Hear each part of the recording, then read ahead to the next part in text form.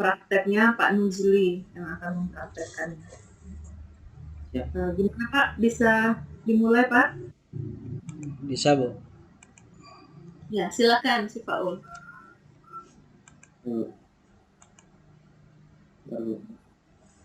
Suara saya kedengaran, Bu? Kedengaran.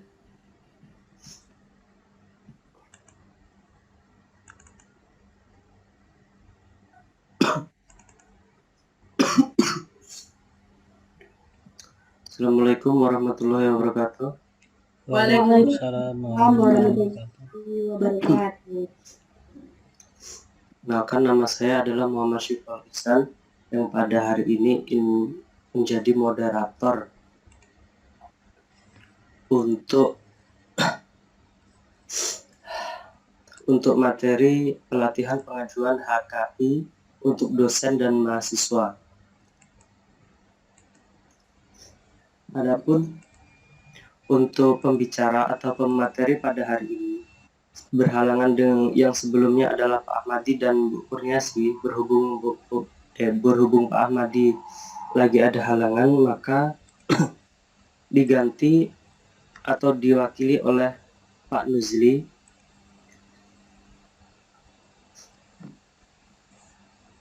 Dan langsung saja kita ke pokok pembahasan.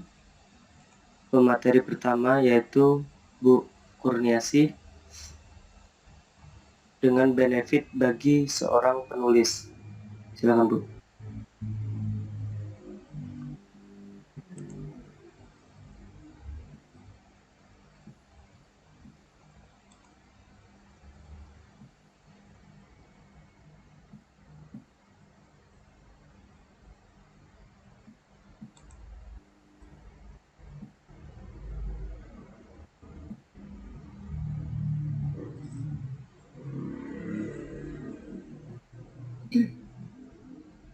Baik, bismillahirrahmanirrahim.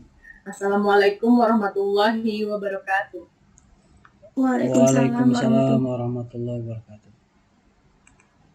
Sebelumnya, yang terhormat Bapak Ketua ASN Bangko, Bapak Wakil Ketua 1, Ketua 2, Ketua 3, Bapak Kepala Tata Usaha, Bapak Ketua LPM beserta sekretaris, Bapak Ketua P3MG beserta sekretaris, selanjutnya dosen dan karyawan, staf SMK Bangko, ketua dan seluruh anggota HMPS MKS, staf SMK Bangko, dan peserta webinar pada hari ini.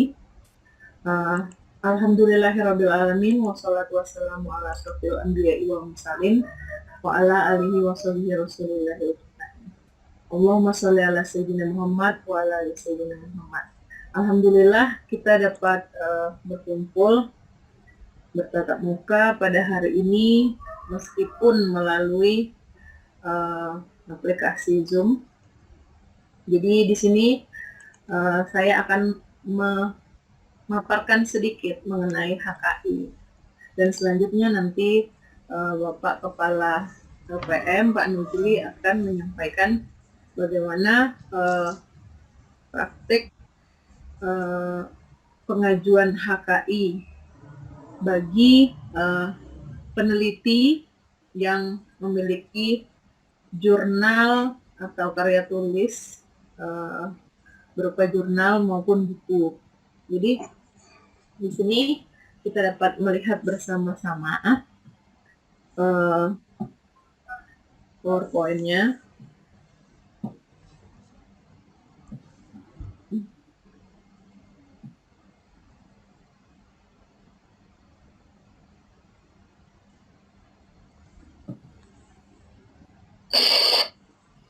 HKI itu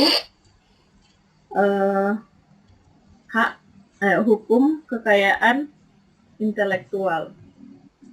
Jadi kita lihat konsep haki. Jadi ini terkait sebenarnya sama jurusan hukum ya kalau dilihat-lihat. Jadi ini pembahasannya tentang HKI ini terkait dengan hukum karena ini hak cipta. bagi seorang pemilik karya ilmiah. Nah, bukan hanya karya ilmiah, tetapi banyak karya-karya yang kita miliki yang bisa dipatenkan dalam bentuk HKI. Nah, dalam literatur Anglo-Saxon dikenal istilah intellectual property right. Dalam terjemahan bahasa Indonesia menjadi dua macam istilah hukum, hak milik intelektual dan hak kekayaan intelektual. Jadi yang meliputi hak milik hasil pemikiran atau intelektual melekat pada pemiliknya yang bersifat tetap dan khusus atau eksklusif. Hak yang diperoleh pihak lain atas izin pemilik dan bersifat sementara.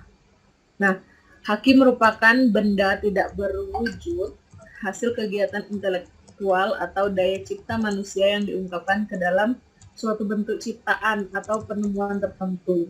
Kegiatan intelektual atau daya cipta terdapat dalam bidang ilmu pengetahuan, seni, dan teknologi. Contoh hak cipta, merek, dan paten. Hak yang diperoleh pihak lain atas izin pemilik, misalnya hak untuk mengumumkan, hak untuk menggunakan pada produk tertentu, atau hak untuk menghasilkan produk tertentu. Contoh lisensi. Kaitannya dengan keuangan, jadi kalau perusahaan punya produk yang diciptakan dan dipatenkan, nah seperti misalnya kosmetik ya, kosmetik itu kan ada kandungannya, ada biasanya beras Jepang gitu kan, ada apalagi yang produk-produk khusus yang dimiliki, biasanya kan di perusahaan itu ada bagian risetnya, jadi pengembangannya itu mereka menciptakan sesuatu, nah itu bisa dipakai juga, misal awalnya pemiliknya Pons gitu, Pons punya teknologi terbaru untuk produk kecantikan beras Jepang. Nah, kalau produk lain mau pakai itu sudah diurus hak ciptanya. Nah, merek lain itu bisa meminta izin dan membayar lisensinya. Nah, konsep haki bersifat abstrak, terpisah dengan benda material, bentuk jelmaan. Contohnya, hak cipta merupakan ide di bidang ilmu pengetahuan. Disebut haki benda material, bentuk jelmaannya adalah buku. Hak cipta di bidang seni disebut haki, bentuk jelmaannya adalah lagu, lukisan, tarian. Hak merek merupakan ide di bidang ilmu pengetahuan yang disebut haki benda material, untuk jelmaan adalah merek dagang atau jasa. Paten adalah ide di bidang teknologi yang disebut haki benda material, bentuk jelmaan antara lain TV, proses pembuatan obat, proses pembuatan minuman Coca-Cola, dan lainnya.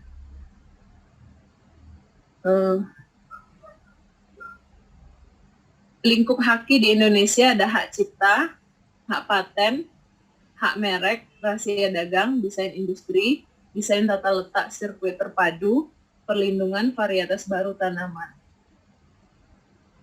Nah, hak cipta ini menurut Undang-Undang Republik Indonesia Nomor 28 Tahun 2018 tentang hak cipta.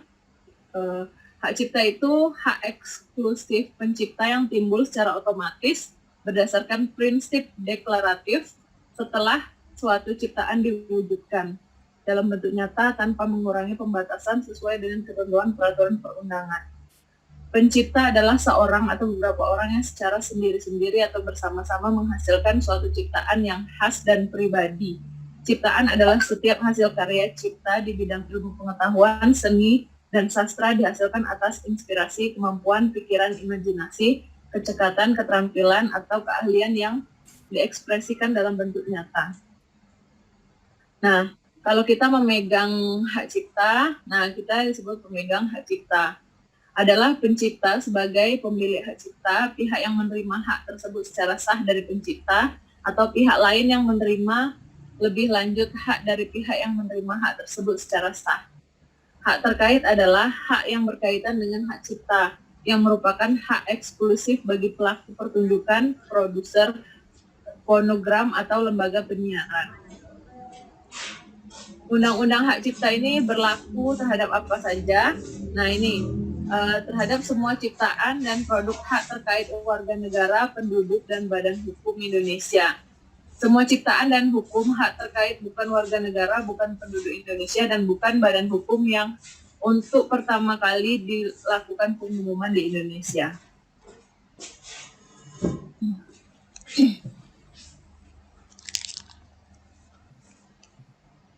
Nah, penciptaan atau pemegang hak cipta memiliki hak ekonomi untuk melakukan penerbitan ciptaan, penggandaan ciptaan dalam segala bentuk, penerjemahan ciptaan, pengadaptasian,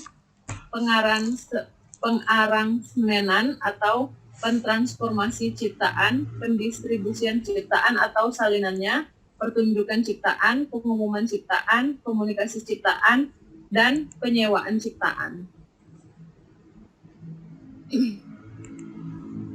Hak cipta merupakan benda bergerak tidak berwujud. Kalau di dalam akuntansi itu masuk laporannya ke aktiva bagian aset atau harta tidak berwujud. Jadi hak cipta dapat beralih atau dialihkan baik seluruhnya maupun sebagian karena pewarisan, hibah, wakaf, wasiat, perjanjian tertulis, atau sebab lain yang dibenarkan sesuai dengan ketentuan peraturan perundang-undangan. Hak cipta dapat dijadikan sebagai objek jaminan fidusia. Nah,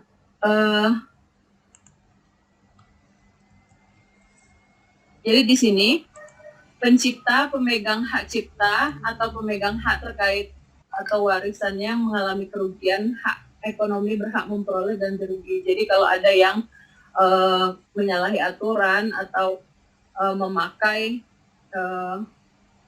sesuatu, misal kita sudah melakukan penelitian, ada ternyata ada yang sama dan mirip dengan kita, berarti itu nanti bisa diproses. Jadi siapa yang terbukti bersalah, maka dia akan memberikan ganti rugi.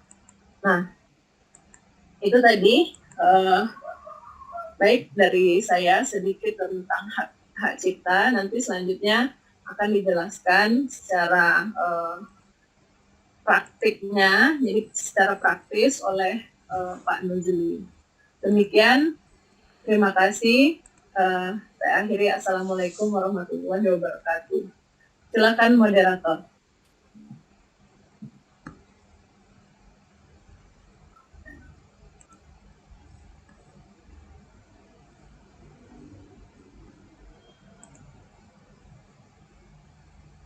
Si Faul itu masih mute kamu.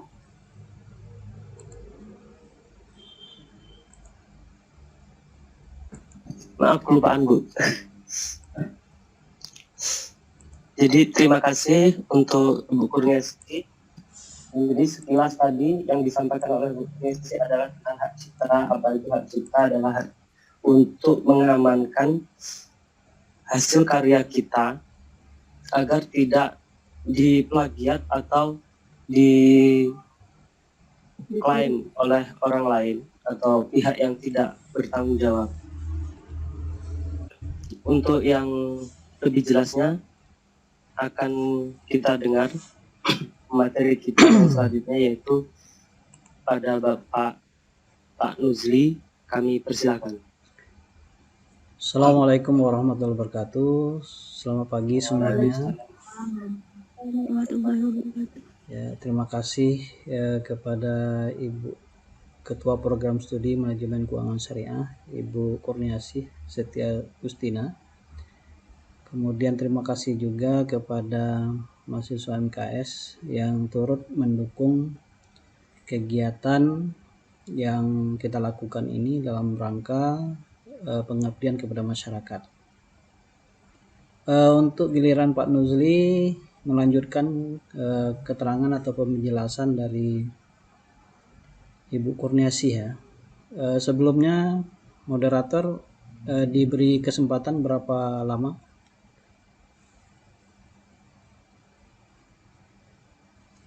Untuk waktunya sekitar 30 menit. 30 menit ya. Oke. Terima kasih. Siapa? Izin melakukan share screen Ibu Kurniasih. Mohon di multi share screen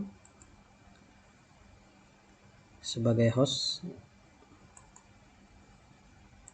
Ini baru host saja yang bisa share screen.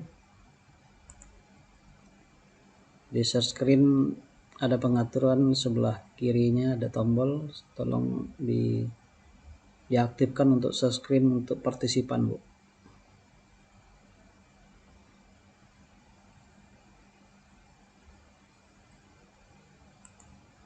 Ya, terima kasih, Bu. Apakah yang saya tampilkan bisa terlihat, Bapak Ibu sekalian? Bisa, Pak. Bisa ya. Bisa.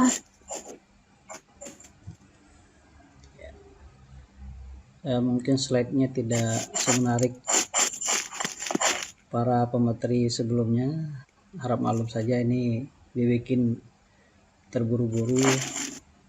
Termasuk juga tadi Bapak terlambat bergabung karena harus menyiapkan kegiatan kendali mutu ya lulusan mahasiswa STSMK Bangko bagi mahasiswa semester 8. Nah, untuk materi ini ya mungkin sebagai pengantar Bapak akan menyampaikan sedikit saja ya. HKI atau hak kekayaan intelektual, apakah itu dalam bentuk karya tulis, karya seni ya, apakah seninya dalam bentuk seni rupa, seni musik, maupun karya-karya yang lain ya. Maka sebagaimana yang disampaikan oleh Ibu Kurniasih tadi, supaya lebih aman, supaya tidak diklaim oleh orang lain bahwa itu milik mereka, maka kita harus melakukan pendaftaran HKI di Kementerian Hukum dan HAM. Nah, terkait dengan hal ini perlu kami sampaikan juga, inilah beberapa yang perlu kita ketahui. Di antaranya misalnya di sini bahwa HKI itu kalau dulu disebut HAKI ya, HAKI, sekarang HKI saja ya. Itu ada yang dalam bentuk ya tulisan, ada dalam bentuk ciptaan, ada merek, ada produk dan lain sebagainya. Nah, itu semua hasil dari olah pikir otaknya manusia, sehingga nanti dari hasil yang diolah itu ya, nah itu nanti akan dimanfaatkan oleh orang lain. Nah, itulah yang disebut dengan HKI ya. Kemudian selain itu di dalam kesempatan ini kalau kita lihat seperti apa produk ini kan, kalau misalnya kopi tanpa merek itu bisa saja dijual Rp5.000 seperti di warung-warung kopi biasa ya. Tapi kalau misalnya kita datang misalnya ke CFC, KFC gitu kan, ya mungkin di ada atau tidak di tempat kita seperti Semen ya, itu kan ada kopi bermerek, ada Starbucks ya, Starbucks Coffee. Nah itu tidak lagi 5.000 harganya, tapi sampai bisa mencapai Rp40.000.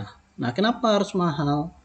Nah inilah gunanya HAKI tadi, karena dia punya klaim ya bahwa dia punya hak cipta yang tidak boleh diakui oleh orang lain. Begitu juga misalnya gambar yang sebelah kanan ini, kalau kita lihat di gambar tokoh yang pertama ini tanpa merek, ya sebelah kanan ini bermerek.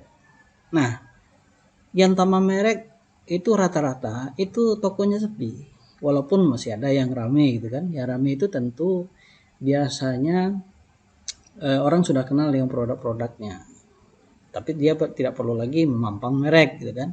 Tapi kalau misalnya kalau kita pergi kemana saja seperti tokoh yang gambar sebelah kanan ini Alfamart, kita tahu Alfamart itu jualnya 1, 2, 3 tahu kita. Malahan rak-raknya pun ya disusun sedemikian rupa sama ya standarnya, mau di Alfamart yang mana saja. Nah itu biasanya karena orang sudah tahu ya tentu lebih menarik gitu kan. Nah karena menarik orang rame datang. Nah seperti itu perbandingan beberapa fakta ya, bahwa penting kita itu melakukan HKI, hak kekayaan intelektual. Nah, kemudian di dalam kesempatan ini juga bisa kita lihat misalnya di beberapa produknya. Nah, ini kan tidak bisa kita klaim punya kita karena dia punya hak semua. Ini produk-produk dalam bentuk makanan ya dan lain sebagainya. Nah, ini sebagai contoh. Begitu juga contoh yang lain, misalnya ada batik, ya, ada buku. Nah, ini kebetulan Pak Nuzli baru menerbitkan buku bersama Ibu Kurniasih, ya, tapi dengan judul yang beda. Nah, ini belum kita hakikan nih, karena belum dicetak, ya, tapi sudah dalam proses cetak, karena ISBN sudah keluar pagi tadi. Nah, ada juga handphone yang kita gunakan seperti apakah menggunakan Samsung, Oppo, Redmi, Realme gitu kan. Termasuk juga sepatu, mulai dari desain sampai produknya itu bisa dilakukan HKI. Nah, ini contoh cuplikan ya. Gambar yang ini contoh oh ya. Sorry. Ya. Ini contoh sertifikat ya, atau surat pencatatan ciptaan kita. Ini contoh yang punya Pak Nuzli. Karena di kampus ini kebetulan Bapak termasuk yang pertama kali punya HKI ya, atau HKI. Waktu Bapak meng-HKI produk hasil penyelesaian studi di S2. Nah, itu. Tapi alhamdulillah sampai saat sekarang sudah 2 HKI, tesisnya juga sudah di-HKI kan. Jadi karya ilmiah juga bisa di-HKI Pak, bisa. Kalau nanti bagi kami yang mahasiswa Pak mau meng-HKI kan skripsi kami bisa. Supaya nanti kalau ada yang menciplaknya tanpa atau menggandakannya tanpa izin dari penerbit ataupun penulis, nah itu kan bisa dikenai hukum gitu. Nah, itu keuntungan dari beberapa adanya HKI. Nah, kemudian kalau terkait dengan bagaimana permohonan pencatatan itu gitu kan. Ini kan kita diminta ada beberapa data mulai dari jenis permohonannya ya, kemudian jenis ciptaannya dan sebagainya. Nanti kita akan perlihatkan secara detail bagaimana proses pengajuan penciptaan secara elektronik ya dari karya yang kita miliki. Nah, kemudian untuk slide yang terakhir, nah inilah beberapa langkah sederhana ya di dalam memperoleh HKI itu.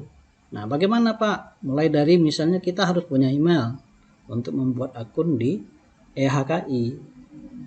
Kalau sudah kita punya email, kemudian kita daftarkan akun kita ya sesuai dengan syarat yang diminta, kemudian kita daftarkan apa yang kita miliki.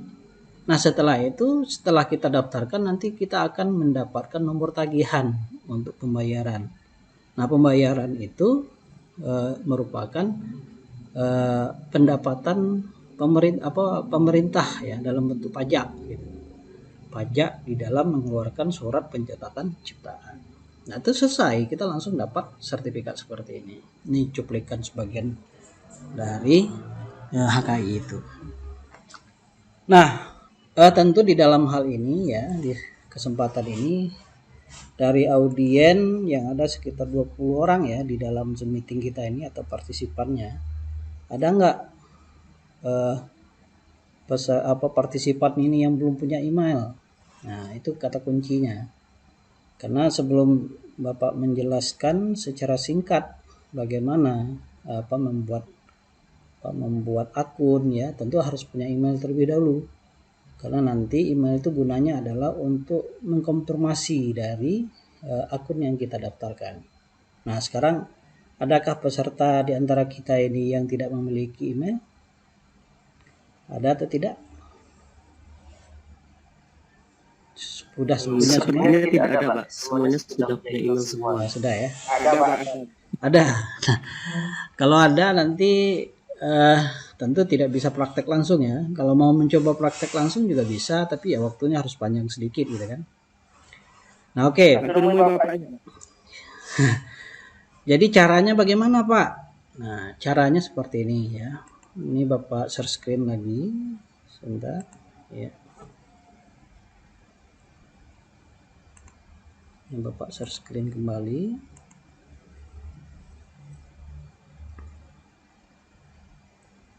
misalnya untuk mendaftarkan email ya, kalau bagi yang belum punya email cari saja di browsing ini, misalnya buat akun Google lah, email Google gitu kan, atau buat email di sini bisa juga. Nanti silakan diisi data-datanya ya sesuai dengan apa yang menjadi syarat dari membuat email. Tapi karena kita tuh sudah punya semua, barangkali ya silakanlah cari tutorial-tutorial yang sudah bertaburan ya di YouTube, bisa juga.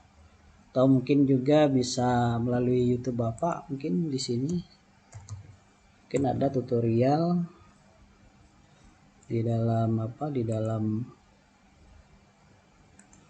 membuat email. Ya.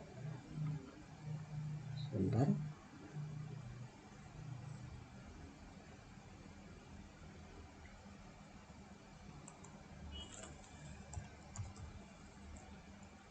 Nah, ini cara yang digunakan menggunakan handphone, cara membuat email Google.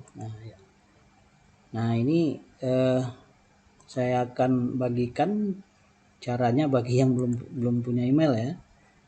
Ini kita bagikan di chatting ya. Mana nih chattingnya nih? Ya, ini dikirimkan. Nah, nanti silakan. Ya paling enggak barangkali mau singgah ke channel Bapak, silakan. Sekalian mau ya like, subscribe, and comment. Kira-kira seperti itu para YouTuber ya. Nah, setelah kita punya email nanti tentu kita akan mendaftarkan akun ya pertama kali. Nah, bagaimana cara melakukannya? Pertama kita buka dulu misalnya HKI. Kalau dibuat HKI online, ya online saja karena sistemnya kita pengajuannya online. Nanti silakan masuk ke sini bisa. Di sini saja yang lebih mudah ya untuk registrasinya. Ini hak cipta. Nah, nanti silakan di bagian yang ini create your account. Ya, itu. Nah, ini contohnya. Mulai dari nama, kemudian nama emailnya, silakan dimasukkan. Kemudian berikutnya nama lengkap kita, berikutnya nomor KTP, kemudian tanggal lahir diisi ya. Kemudian alamatnya di mana, kotanya apa. Nah, ini tinggal diisikan. Nah, kalau mau dipraktekkan, praktek Pak. Boleh, kita praktek saja seperti ini kan. Misalnya di sini Bapak masukkan passwordnya ya.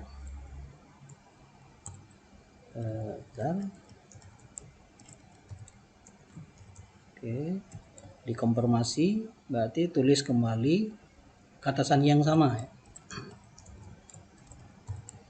Ya. Kemudian baru kita tulis di sini misalnya ini sudah ada, tinggal dimasukkan saja nama ya. Muhammad Nuzli, nomor KTP misalnya berapa ya? 5 ya, kemudian tanggal lahir dibikin saja di sini. Mulai dari pilih tahunnya ya. Terlewat. Ini kelahiran Pak Nuzli Agustus tanggal 21. Nanti jangan lupa tanggal 21 nanti ucapkan selamat ulang tahun untuk Bapak yang ke-43. Iya. Nah, itu. Nah, kemudian berikutnya setelah itu baru kita tulis nama, alamat, kota. Ini karena Bapak sudah pernah entry, jadi tinggal klik saja dan muncul lagi ya kan. Jenis permohonan apa, misalnya apakah punya kementerian, pemerintah daerah, lembaga pendidikan. Ini kan banyak nih. Nah, karena kita itu perorangan, silakan dipilih perorangan saja. Setelah itu apalagi Pak? Jenis kelamin. Nah, pria. Ya, kemudian kalau misalnya nggak jelas, tapi pilihan yang ketiga nggak gini, nggak mau kayaknya. Bagi yang mungkin jenis kelamin yang belum jelas ya. Tapi yakinlah kita semuanya sudah jelas ya. Nah, kemudian tinggal kita checklist ciptanya. Nah, kemudian daftar gitu. Nah, setelah kita klik daftar, nanti kita masuk ke email kita gitu kan. Ke email. Nah, yang mana Pak email yang contoh email yang sudah masuk itu untuk untuk pendaftaran HKI-nya gitu kan. Bapak coba cek ya. Misalnya di sini enggak HKI. Nah, ini dia.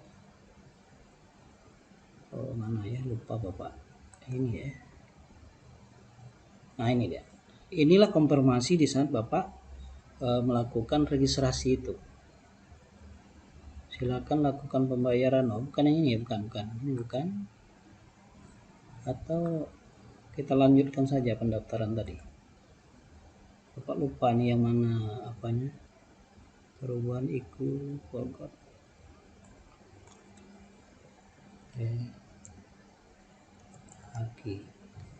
HKI. Karena ini dibikin udah lama, jadi lupa Bapak. Atau Bapak cek lagi apa? Ini kan hak cipta ya. Kita nggak di email ini.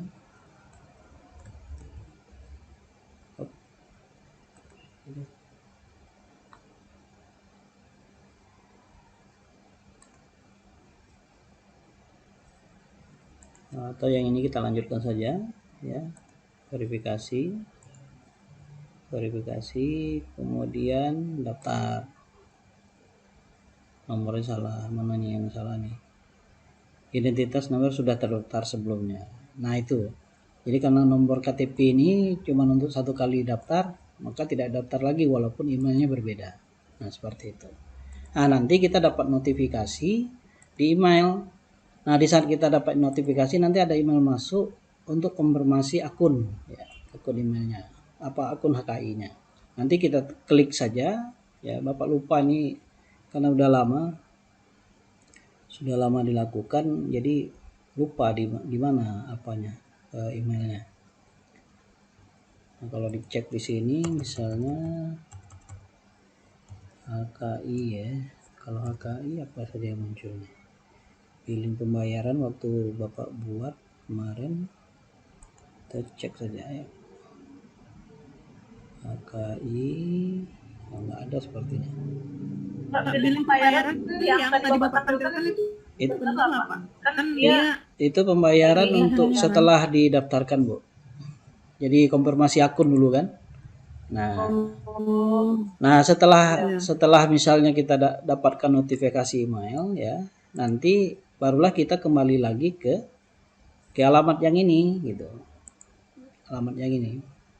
Nah nanti di alamat yang ini waktu dia muncul bukan lagi create your account gitu kan, akan tetapi kita masukkan email kita, kemudian kita masukkan ya, sandi atau password yang sudah kita daftarkan tadi, kemudian kita login gitu kan. Nah itu. Tapi biasanya di email itu kita klik saja dia langsung login gitu kan, klik saja link konfirmasi akun tadi. Nah maka tampilan yang setelah login itu seperti ini teman-teman semuanya. Jadi sinilah tempat kita untuk mendaftarkan produk yang kita miliki. Nah apa yang harus kita lakukan misalnya? Contoh pertama misalnya kita mengadakan permohonan baru. Nah apa yang harus dilakukan? Tinggal klik saja di permohonan baru ini ya. Nanti ada template yang harus kita download. Jadi ada surat pernyataan, nanti karena harus di-download kan, di-upload ke di permohonan ini. Kemudian ada juga form dalam bentuk pengalihan hak apabila misalnya hak itu bukan untuk dialihkan kepada yang lain. Nah ini kita simpan saja, nanti ada waktunya dia minta waktu kita mengusulkan. Nah seperti apa contohnya misalnya? Contohnya di sini anggap saja kita mengajukan jenis permohonan secara umum ya, atau mungkin juga bisa dalam bentuk UKM gitu kan, unit usaha menengah ke bawah ya, atau dalam bentuk umum juga boleh. Nah apa jenis-jenisnya di sini ada karya tulis ya, kemudian ada seni, komposisi musik, karya audio, fotografi dan sebagainya, banyak. Nah kalau tidak ada dalam pilihan ini maka kita sebut dengan karya lain. Nah dari karya lain itu nanti kita sebutkan lagi apa jenis ciptaannya gitu kan. Ini kan ada lagi pilihannya, basis data kah, kompilasi ciptaan atau data dan video atau program komputer. Nah, itu pilih-pilihannya. Nah, maka ini menjadi penentu juga gitu kan, apa yang harus kita daftarkan. Nah, maka ini penting ya, kalau misalnya itu tentang pendidikan nanti ada pilihan juga sama seperti ini ya. Nah, begitu juga dengan di sini misalnya basis data program komputer, bagi yang punya program komputer bisa nanti judulnya apa, deskripsinya seperti apa, kemudian nanti tanggal diumumkan pertama kali gitu kan. Nah, itu bisa juga. Nah, contoh dari form yang pernah diisi di sini barangkali Bapak akan tampilkan replikatnya ya, supaya bisa melihat dari awal ya. Apa contoh yang punya Pak Nuzli dari isian itu gitu. Nah, di sini bisa kita lihat misalnya ini kan sudah terdaftar ini. Apa saja yang didaftarkan Pak Nuzli itu. Nah, nanti kalau kita buka, kita klik saja, inilah beberapa hal. Jadi dari data yang tadi itu yang di bagian yang ini. Sorry. Ini karena apa? Di bagian di atas nih kesulitan menyimpannya, jadi repot ya. Nah, jadi yang di bagian permohonan itu tadi ada beberapa yang sudah diisi sebagai contoh seperti ini. Nah, ini dia judul ciptaan pengembangan media PowerPoint ya. Pada mata kuliah teknologi pendidikan program studi pendidikan agama Islam. Deskripsinya apa? Ini karena dia tesis ya, tesis tentang pengembangan media PowerPoint interaktif pada mata kuliah teknologi pendidikan. Ini merupakan karya ilmiah dalam penyelesaian studi strata 2 pada program magister teknologi pendidikan di Universitas Jambi dan telah diteliti yang dibimbing oleh ada Dr. Martinez, ada Profesor Damris ya, kemudian diuji oleh tim sidang, ada Profesor Khairinal, ada Dr. Saiful, ada Dr. Hari, ada Dr. Ali Idrus, kemudian Dr. Saharudin ya. Nah, dan ini sudah diuji pada tanggal 21 November 2015 di Universitas Jambi. Nah, inilah data-data yang tadi yang kita masukkan itu. Kenapa? Bapak tidak bisa menjelaskan satu persatu, ini harus sesuai dengan apa yang mau kita hakikan gitu kan. Maka kalau hakinya itu beda tentu syaratnya juga berbeda gitu. Nah, terkait dengan hal ini ya perlu disampaikan setelah kita mengisi form yang sudah disediakan ini ya. Kalau kita lihat di sini misalnya ini kan sejenis data-data ya, deskriptif tadi yang Bapak bacakan. Ini kota pertama kali diumumkan, kapan dia itu diumumkan. Kemudian data kuasa, kalau misalnya kita itu merupakan kuasa dari orang lain, kita yang mendaftarkan untuk orang lain, maka di sini melalui kuasa. Nah, kemarin Bapak yang pertama kali Bapak sampaikan pengalaman sedikit untuk produk hasil penelitian dalam bentuk PowerPoint interaktifnya Bapak minta tolong sama teman. Nah, ini tapi ya kalau kita minta tolong rata-rata teman itu di online itu ya jasanya sekitar 150.000 sampai 200 gitu. Nah, padahal proses kegiatan untuk pendaftaran ini kan tidak lama. Mungkin sekitar paling lama 1 kali 24 jam selesai gitu kan. Nah, itu. Jadi ini untuk bagian data kuasa. Jadi kalau punya kita sendiri nggak perlu lagi kita buat dia itu melalui kuasa. Kemudian data penciptanya siapa? Silakan tinggal tambah saja di bagian yang ini isi datanya. Setelah kita isi nanti tentu dia langsung masuk ke dalam daftar ini. Nah, tapi kalau misalnya ini data yang dalam bentuk data penciptanya siapa yang menciptakan ciptaan itu. Kemudian kalau misalnya dari ciptaan itu juga mau diberikan kepada pemegang hak cipta, tinggal kita tambah datanya. Nah, kemudian setelah kita masukkan datanya siapa yang menjadi tambahan orang yang akan menjadi mendapatkan hak cipta itu bagian dari data pemegang hak cipta. Nah, kemudian kita siapkan lampiran. Nah, kalau misalnya untuk UMKM tadi ada nanti dia minta surat keterangan UMKM-nya. Nah, mau seperti apa? nanti kita bisa dianu dari template yang sudah kita download yang pertama kali tadi waktu kita daftarkan usulan yang terbaru. Itu kan template itu yang harus dimasukkan. Nah, kemudian untuk yang lain itu ada scan KTP pemohon atau penciptanya. Kemudian surat pernyataan juga ada di dalam yang seperti yang template yang kita download tadi. Ini kan ada 2 tadi itu. Satunya bisa dalam bentuk surat pernyataan. Nah, kemudian berikutnya kalau misalnya perlu contoh, mungkin Bapak akan tampilkan contoh yang pernah dilakukan ya. Ini formnya ya. Kalau untuk yang permohonan seperti ini. Nah, ini contohnya. Mohon bantuan ini bukan. Mohon maaf. Bukan ini maksudnya. Sorry. Ada file mana dia nih, surat pernyataan. Nah, ini dia surat pernyataan tadi. Ini contoh surat pernyataan yang pernah kita ajukan. Ya, nah ini dia. Ini surat pernyataannya bermeterai. Nah, ini form yang kita download dari template tadi. Nah, itu contohnya. Kemudian satu lagi surat yang lain apa tuh ya? Itu saja bukti. Nah, jadi itu KTP tadi ya yang perlu kita siapkan. Nah, cuma itu saja. Ya. Nah, kita kembali ke pendaftaran tadi. Selain surat pernyataan ya, kita harus lengkapi sebaiknya kita punya NPWP supaya nanti bisa dilampirkan. Tapi untuk beberapa lampiran ini yang wajib itu mulai dari KTP, surat pernyataan, dan contoh ciptaannya. Nah, itu contoh ciptaan ini tinggal kita select seperti ini kan, nanti yang mana contohnya. Bisa dalam bentuk foto ya, foto yang kita tampilkan bahwa barang kita itu seperti apa. Nah, tapi kalau misalnya uraian bagaimana bentuk dari produk yang kita buat itu, nah itu nanti kita bisa menulisnya di dalam deskripsi.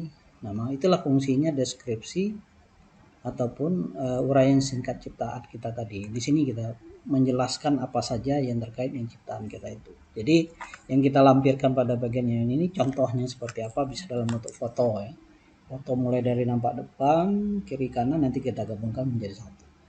Nah, kalau misalnya produk itu dalam bentuk online, nah tinggal kita tempelkan URL-nya di sini. Nah, gitu. Nah, kemudian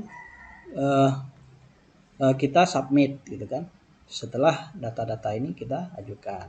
Nah, setelah submit Pak, seandainya misalnya ada yang merah, biasanya kalau ada yang tidak sesuai apakah KTP atau soal pernyataan, karena yang bintang-bintang merah ini wajib harus sesuai dengan petunjuk. Nah, kalau tidak sesuai nanti dia akan merah. Begitu juga data-data yang ada di bagian atas ini, gitu kan? Ini bintang-bintang merah. Nah, tapi kalau misalnya sudah benar semua, nanti kita submit, maka dia masuk ke notifikasi. Nah, seperti yang disebutkan oleh Bu Nia tadi. Ini dia, kalau nggak salah Bapak ya. Nah, ini dia. Jadi setelah kita submit produk yang kita ataupun hasil karya kita yang kita daftarkan tadi, kita akan mendapat notifikasi email seperti ini.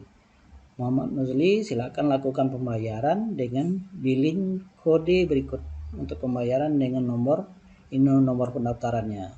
Ini kode pembayarannya. Nah, setelah itu apa yang dilakukan Pak Nuzli? Nah, setelah itu barulah kita melakukan pembayaran. Kalau nggak salah, kalau kita cek di online itu, ya memang rata-rata perlu Bapak sampaikan juga dalam kesempatan ini. Rata-rata orang yang tidak berhasil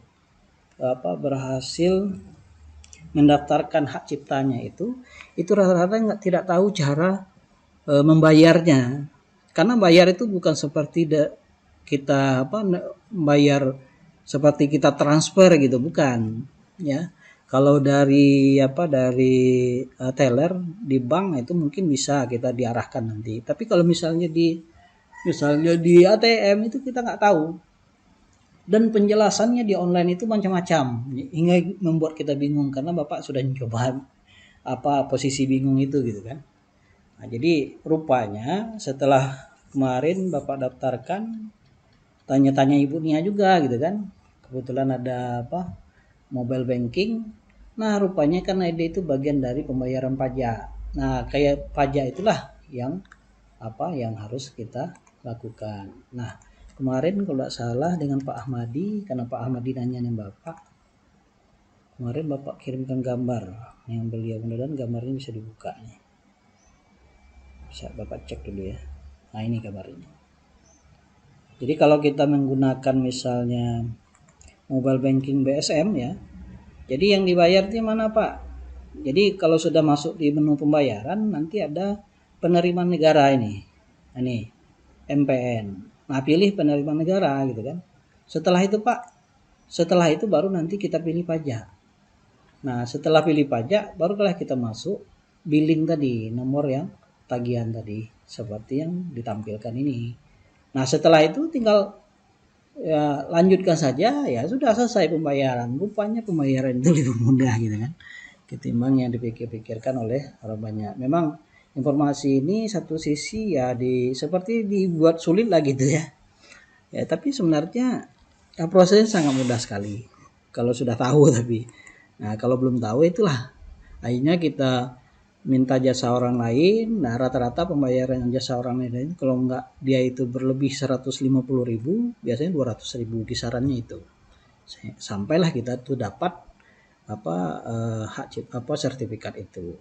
Nah, tapi ada juga di situs-situs resmi orang sengaja membuat website untuk konsultan untuk menerbitkan HKI ada juga. Jadi kalau misalnya di segi yang ini, bagi yang kamu yang nanti sudah mahir ya buka pendaftaran untuk penerbitan HKI. Jadi kamu bayar sendiri di situ melalui transfer yang sudah dilakukan yang punya hak cipta gitu kan. Nah, nanti dapatlah sertifikat setelah kita bayar itu, nanti langsung terbit itu tuh.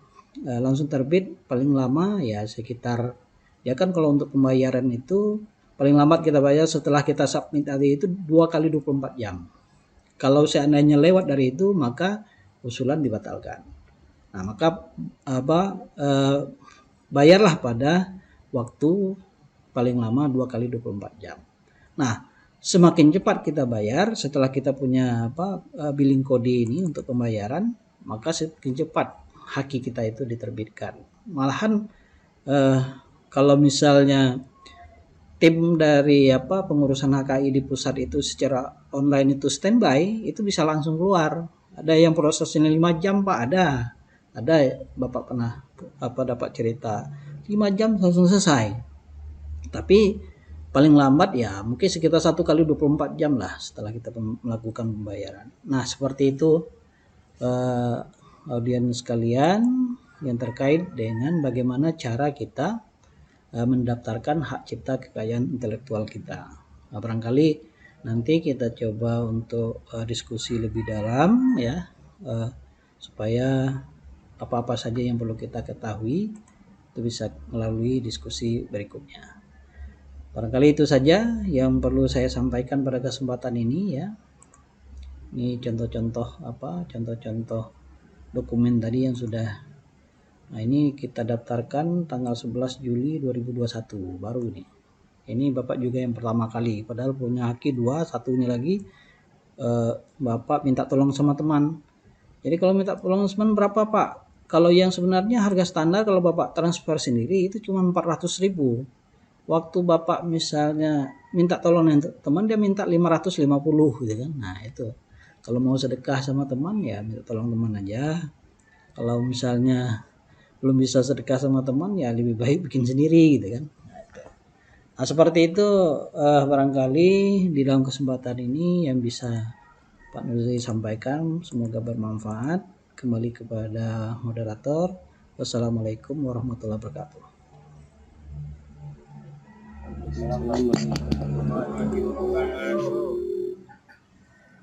Itulah apa yang dapat disampaikan oleh Bapak Nurzi tentang HKI, dan Bagi teman-teman yang ingin bertanya, silakan untuk bertanya untuk materi-materi yang belum dipahami.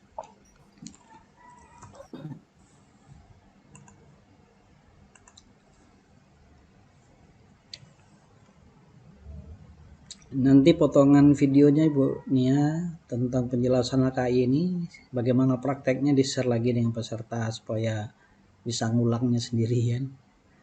Ya.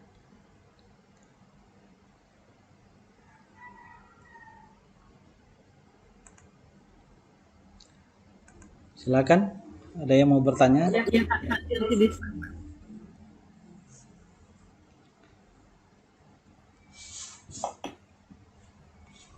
Silakan jika ada yang ingin bertanya.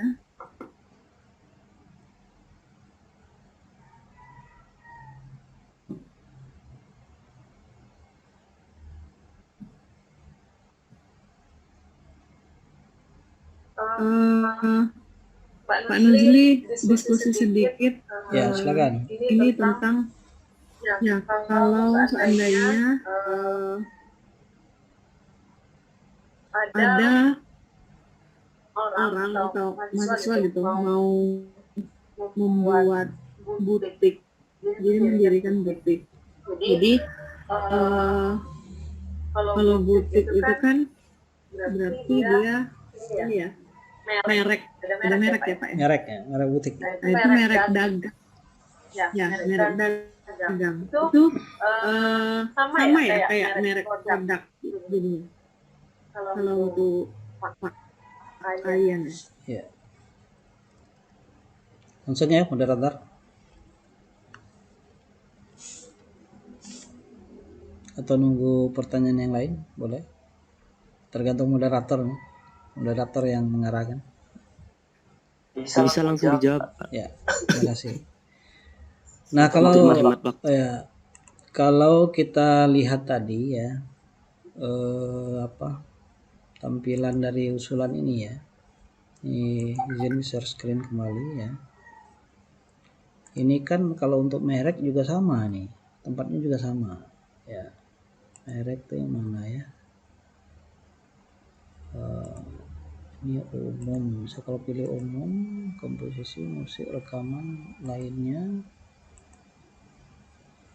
merek ya, lupa bapak yang mana, biasanya ada nih merek, ini kan langsung keluar nih apa yang mau kita daftarkan juga ada nih, ini ada yang ya, jadi beda yang kita daftarkan harganya juga beda, jadi selain itu bukan daftar ciptaan yang sebelah kiri atas Pak ya, daftar yang ini kan kalau daftar ini yang sudah kita miliki Bu, ini yang sudah kita miliki, itu yang kalau misalnya mau nambah lagi misalkan, nah muncul lagi dengan pendaftaran baru tadi. Nah disinilah kita misalnya mau ditambah ya, nah barulah dari sini kita pilih lagi gitu kan, nah itu, nah seperti itu deh tuh. Nanti bisa didalami lagi lah ya terkait dengan dengan kalau karya tulis seperti ini kan. Nah, apakah karya tulis itu atlas, biografi, ini buklet, buku yang tanya Ibu Nia tadi kan, buku mewarnai segala macamnya ada ini, e-book, jurnal segala macamnya ada di sini, komik, banyak pilihannya. Nah begitu juga misalnya yang lain apa ya, kalau untuk merek itu masuk yang mana dia itu, kalau karya seni nggak mungkin lah ya, pamflet, peta, poster, seni, patung, nah kan banyak nih pilihannya. Jadi nanti silakan dicek saja, pilih salah satu ini yang mana yang terkait dengan yang kita maksud gitu kan. Kalau di sini kan kalau kita pilih lainnya cuman ada basis data, kemudian kompilasi ciptaan atau data, permain video, program komputer gitu kan. Kalau pilihan jenis ciptaannya kita pilih yang berbeda lagi pilihan untuk subjenisnya. Nah seperti itu. Ini juga beda ya kan. Kalau kita pilih Jadi motif batik merangin ini bisa Pak ya? bisa itu dipatenkan. Motif batik merangin Bisa, kan bisa, sangat bisa ya sekali. dipaten ya. Ya. Ini kan ada nih. Ini bisa jadi Bisa jadi konsultan. tindak lanjut dari PKM ini. Jadi kayak gini, untuk PKM ini misalnya nanti ada masyarakat yang seperti misalnya ada yang pengrajin batik di Merangin ini kan, yang belum dihakikan gitu kan. Nah seperti itu. Atau misalnya ada mungkin desa-desa yang pengrajin kopi gitu kan, yang membuat kopi secara alami segala macam itu. Iya. Nah ini bisa. Nah tapi di sinilah ada keberagaman di sini pembayarannya. Nah itu. Kalau misalnya karya tulis tadi itu sama tuh 400.000 juga. Ya, misalnya buku gitu kan. Juga 400 ya. Nanti secara langsung nanti berapa biaya yang harus kita kirimkan muncul sebelah kanan ini. Dari notifikasi email billing kodenya. Nah, seperti itu. Nah, seperti itu Bu Nia ataupun hadirin yang ada pada kesempatan ini terkait dengan pertanyaan Bu Nia tadi. Kembali kepada moderator. Ya, terima kasih Pak untuk jawabannya. Pak, saya mau tanya, Ya, moderator boleh bertanya Pak? Ya, silakan. Jadi adakah ciptaan yang tidak bisa dimasuk atau diklaim hakinya Pak? Ya. Jadi kalau terkait dengan ini memang Bapak nggak punya pengalaman ya, mana yang bisa dihakikan mana tidak. Tapi logikanya dari keterangan dari pendaftaran itu, pertama memang orang itu kementerian bagian hak kekayaan intelektual ini dirjennya itu melihat secara umum terlebih dahulu. Jadi setelah kita daftarkan nanti dikeluarkan pencatatan hak kekayaan ciptaan kita itu, nanti apabila ada lagi yang mengklaim bahwa itu adalah milik orang lain, nah maka di situ baru terlihat bahwa HKI yang kita ajukan itu nanti akan digugurkan oleh Direktorat Jenderal Hak Kekayaan Intelektual Kementerian Hukum dan HAM. Nah seperti itu biasanya. Nah tentu dia pengecekannya secara umum saja, mungkin ada alat yang digunakan. Kalau misal contoh, kalau misalnya karya tulis, ya dia tinggal cek di Turnitin atau yang sejenisnya gitu kan, apakah ada yang punyanya gitu kan, seperti apa. Nah, seperti itu. Kalau produk juga mungkin dia cek lagi, ada nggak yang terdaftar di Kementerian Hukum dan HAM itu dari produk yang sama itu. Kalau ada, berarti ya, usulan kita bisa ditolak. Nah, ini kan kementerian ini kan dia punya data dari usulan-usulan yang sudah dilakukan. Nah, seperti itu barangkali yang bisa Bapak sampaikan. Terima kasih Pak. Ya. Untuk yang lain ada pertanyaan lagi? Ya, silakan. Assalamualaikum Pak. Waalaikumsalam. Tadi bahas Bapak banyak menyinggung tentang sertifikat ya. Terus tuh kalau untuk sertifikat bisa menambahkan data dari hak cipta gitu nah. Jadi penambahan dari data-data hak cipta itu apakah dulu gitu nah. Satu, yang kedua pertanyaannya tentang gini, apakah untuk sertifikat itu sendiri bisa dari hak paten ya, atau bisa langsung dari hak cipta juga gitu nah, dari si pencipta itu untuk mengeluarkan sertifikat. Sekian Pak, terima kasih. Oke, terima kasih. Langsungnya moderator. Jadi terkait dengan hak cipta ini ya, dia itu ada hak cipta, ada paten, ada paten sederhana, ada pun sejenis-jenis yang lain. Nah tentu tergantung dengan apa yang menjadi usulan bagi pengusul hak cipta itu. Nah terkait dengan hal ini yang berkaitan dengan kampus sebagai contoh ya, kemarin kita sudah coba-coba dengan Bu Nia ya, waktu kita nyusun LKPS program studi manajemen keuangan syariah ini, kalau nggak salah kemarin itu 50% dari jumlah dosen ya, atau 50% dari jumlah dosen. Kalau dosen tetapnya ada 6, minimal 3 gitu kan. 3 itu harus ada supaya dapat nilai 4 gitu. Nah, maka dari itu seperti setelah MKS ini ada HTN juga 6 dosennya. Berarti harus ada 3 minimal HKI-nya. Kemudian ada lagi yang tahun depan di kampus kita ini ada prodi PAI ya, Pendidikan Agama Islam, yang akan mengajukan akreditasi. Itu dosen tetapnya 12. Jadi kalau 12 ya kita perlu HKI itu 6 minimal supaya kita bisa mendapat skor maksimal pada poin yang itu. Jadi walaupun itu punya mahasiswa, nanti ada lagi untuk kolom-kolom yang khusus ya untuk daftar selain yang punya dosen gitu kan. Ataupun dimiliki oleh secara bersama-sama, berkelompok juga bisa.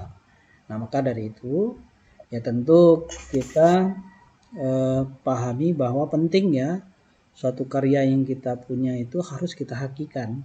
Nah, seperti yang disampaikan oleh Ibu Nia tadi, ya kalau kita sudah daftarkan, kita sudah klaim itu punya kita, orang lain mau mengakui punyanya kan jadi terbatas gitu. Supaya dia aman, karya. Kenapa? Penting, salah satu peninggalan manusia setelah meninggal itu karyanya gitu kan. Nah, kalau selama hidup kita tidak punya karya ya secara otomatis apa yang mau dikenang? Apakah kenang kita itu karena cerewet gitu kan, karena pemarah gitu kan nggak bagus itu. Tapi misal kenang-kenangannya misalnya Bu Kurniasih punya beberapa buku gitu kan. Nah, tadi pagi kalau nggak salah Bapak share di ini Bu Nia nih baru keluar juga ISBN bukunya. Ibu Nia ini luar biasa loh. Ya luar biasanya itu dia langsung terbitkan buku 3 sekaligus. Nah, ini Bapak share kan ini. Ini buku Ibu Nia nih ya. Ada CSS syariah gitu kan. Kemudian ada kinerja keuangan dan nilai perusahaan perbankan syariah. Ada good corporate ya. Perbankan syariah. Nah, ini kan luar biasa nih untuk reputasi seorang dosen. Nah, tentu di dalam hal ini ya bagi audiens kalian yang statusnya mahasiswa juga bisa melakukan hal tersebut karena ini sangat bermanfaat bagi institusi kita. Nah, seperti itu mungkin penjelasannya. Kalau ada yang tidak terjawab mungkin bisa dikonfirmasi dari pertanyaan tadi. Silakan. Ya, terima kasih Pak. Gimana saudara bertanya Iskandar? Makasih Pak, siap paham. Menambahkan sedikit moderator. Ya, Bu. Ya, jadi kan terkait dengan akreditasi ada poin di situ yang diminta adalah penelitian mahasiswa yang dipatenkan. Nah, masuk ke dalam jurnal juga yang dipatenkan juga di HKI. Jadi kedepannya tapi sekarang dalam proses ya di bawah P3MG dan LPM juga untuk skripsi itu kan harus cek turnitin ya Pak. Ya. Jadi 60% ada yang 60%. ada yang semester 7 sekarang itu semester 8 udah mulai menyusun. Nah, itu Anda wajib 60% hasil turnitinnya itu maksimal ya, maksimalnya 60%. Semakin sedikit semakin bagus cek turnitinnya. Kenapa? Nah, harapannya nanti seluruh skripsi mahasiswa manajemen keuangan syariah ini bisa di HKI-kan gitu. Itu target kita lah ke depannya seperti apa teknisnya nanti. Jadi skripsi Anda itu memang tidak sama dengan yang ada di internet. Jadi jangan copy paste gitu. Jadi harapannya skripsinya bagus supaya bisa kita publikasikan. Prodi kita juga bagus. Itu untuk diindahkan gitu untuk seluruh mahasiswa. Harapannya seperti itu. Jadi dipatuhi cek plagiasinya besok dan upayakan jangan banyak copy paste gitu. Kalau untuk kutipan mungkin bolehlah beberapa kutipan, tapi perbanyak pembahasan dengan bahasa Anda sendiri seperti itu. Saya kembalikan ke moderator. Terima kasih Bu atas informasinya. Bagi peserta ada yang bertanya lagi? Silakan, masih ada waktunya. Izin bertanya moderator. Ya, silakan. Assalamualaikum warahmatullahi wabarakatuh. Waalaikumsalam warahmatullahi Wabarakatuh. Apakah di dalam sebuah merek dapat di dalam haki yang sudah terdaftar? Bisa diulangi lagi pertanyaannya? Apakah sebuah merek yang sudah jadi dapat hilang di dalam haki yang sudah terdaftar? Apakah sebuah merek Dapat hilang di dalam haki yang sudah terdaftar itu? Oh iya. Sekian pertanyaan Bang Isam ya. Iya Pak. Iya Bu. Jadi Pak, pertanyaannya adalah apakah hak perlindungan dari haki itu berjangka waktu seperti itulah berjangka waktu dalam kepemilikan hak cipta kita gitu, atau seterusnya, mungkin begitu. Terima kasih. Di dalam pendaftaran haki ya, di dalam perlindungannya perjanjian dari Kementerian Hukum dan HAM ini perlu kita ketahui bahwa setelah kita meninggal dunia, misalnya Pak Nuzli punya haki sekarang gitu kan. Nah, sampai meninggal dunia nanti, setelah meninggal dunia itu 70 tahun berikutnya, itu masih mendapat perlindungan dari kementerian. Jadi jangan takut bahwa, jadi kalau seandainya kita sudah misalnya menghakikan merek, maka merek itu setidaknya setelah kita meninggal 70 tahun berikutnya baru bisa hilang gitu. Baru perlindungan itu tidak dapat lagi. Jadi tentunya Bapak ingin tekankan pada kesempatan ini, kalau ada ya merek yang sudah terdaftar, kemudian ada orang lain lagi yang mendaftarkan merek, secara otomatis itu ditolak. Ya, kenapa? Karena sudah milik orang lain, apalagi merek kan mudah itu. Nah, tapi biasanya pengalaman di bagian-bagian yang lain ya, itu yang agak mirip-mirip saja itu saja di cancel. Nah, ada kemungkinan juga demikian. Nah, maka dari itu ya kita yakin ya bahwa setiap merek yang sudah didaftarkan itu tidak bisa didaftarkan lagi. Sama sepertinya kita punya handphone Samsung, nanti ada lagi yang mau daftarkan Samsung, nggak bisa merek Samsung itu, karena Samsung itu sudah miliknya yang punya hak atas merek Samsung itu. Sama juga misalnya Oppo, Realme, begitu juga seperti Indomie gitu kan. Kalau sudah didaftarkan merek itu, kita nggak bisa lagi daftar, harus mendaftarkan merek-merek yang lain.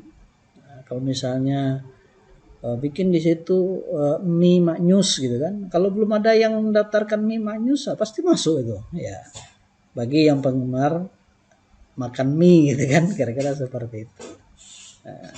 Bisa dipahami ya? Ya kira-kira seperti itu. Mungkin kalau Ibu ini ada penjelasan lain boleh juga ditambahkan.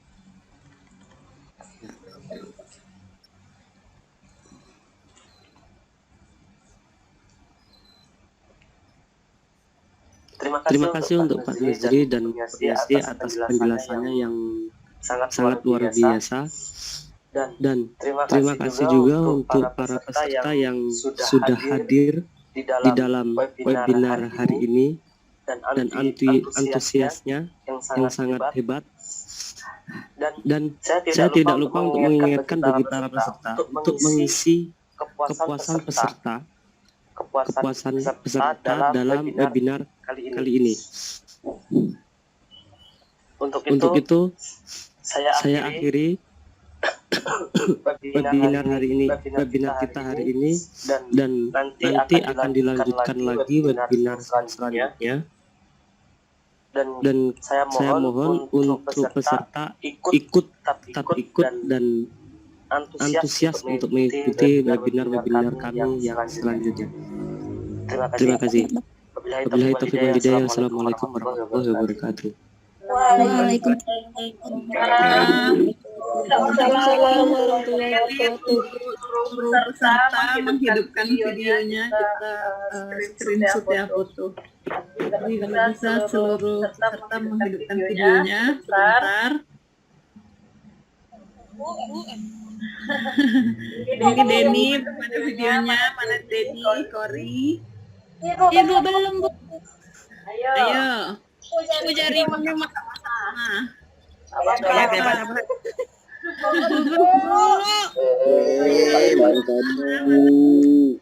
Benerin rambut. Nonton nih benerin rambut. Ya, Bu, Robert belum mandi, Bu. Tadi ada Bu Sisti ya, mana Bu Sisti? Silvi. Bu, belum klik mereka, Bu. Iya.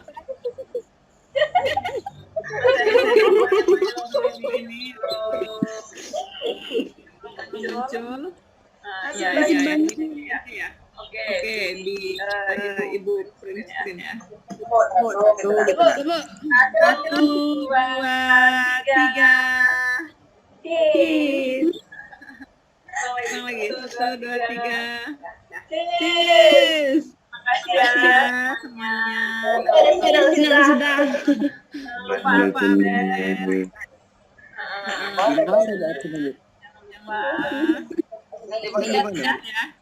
Di chat ini. Oh di chat. Ya, absennya ada linknya di chat gitu. Ya, Bu. Chat linknya.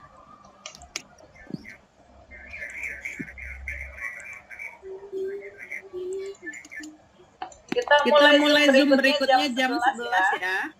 Ya, Bu. Oke. Terima kasih kepada Bapak Nuzli, kepada Pak Masuri, Ibu Silvi, Ibu Sisti, dan seluruh mahasiswa dan peserta webinar hari ini. Untuk sesi pertama, Assalamualaikum warahmatullahi wabarakatuh. Waalaikumsalam warahmatullahi wabarakatuh.